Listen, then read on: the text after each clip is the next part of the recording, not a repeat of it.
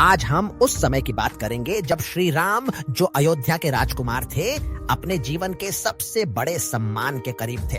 यह वह समय था जब पूरी अयोध्या में एक अजीब सी खुशी और उत्साह की लहर दौड़ रही थी।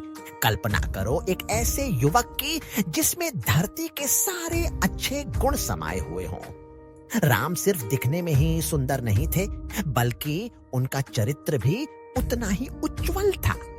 वह इतने शांत और विनम्र थे कि किसी से भी बात करते समय हमेशा मुस्कुराते थे। उनके चेहरे पर कभी अहंकार या क्रोध का भाव नहीं आता था। वह वेदों के ज्ञाता थे, शास्त्रों के महान पंडित थे और धनुर्विद्या में उनका कोई मुकाबला नहीं था। लेकिन इन सबसे बढ़कर राम की सबसे बड़ी खूबी थी उनका लोगों के प्रति प्रेम और सम्मान।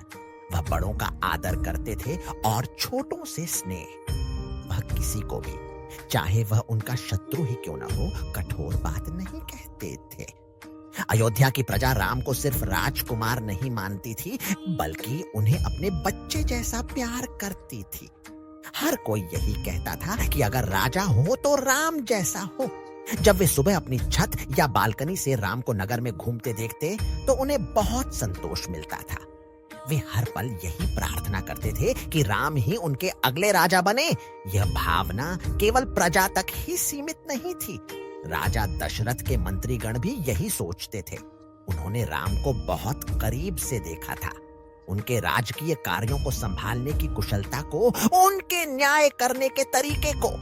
वे जानते थे कि राम सिर्फ राजकुमार नहीं, बल्कि एक आदर्श शासक बनने के लिए पैदा हुए हैं। मंत्रियों के मन में रत्ती भर भी संदेह नहीं था कि राम ही राजगद्दी के असली वारिस हैं और उनके शासन में राज्य फलेगा फूलेगा।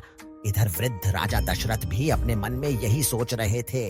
उन्होंने बहुत वर्षों तक शासन किया था और अब उन्हें थकान महसूस होने लगी थी। अपने प्यारे पुत्र राम के गुणों को देखकर और प्रजा के मन में उनके प्रति अथाह प्रेम को महसूस करके राजा दशरथ का मन संतोष और गर्व से भर गया। उन्हें लगा कि अब सही समय आ गया है। उन्होंने सोचा, राम मेरी आंखों के सामने है, वह सभी गुणों से संपन्न है और मेरे सभी मंत्री और प्रजा भी उसे बहुत चाहती है। इससे पहले कि मैं बूढ़ा हो जाऊं और मेरी बुद्धि क्षीण हो जाए, मुझे राम को युवराज अर्थात अगला राजा घोषित कर देना चाहिए।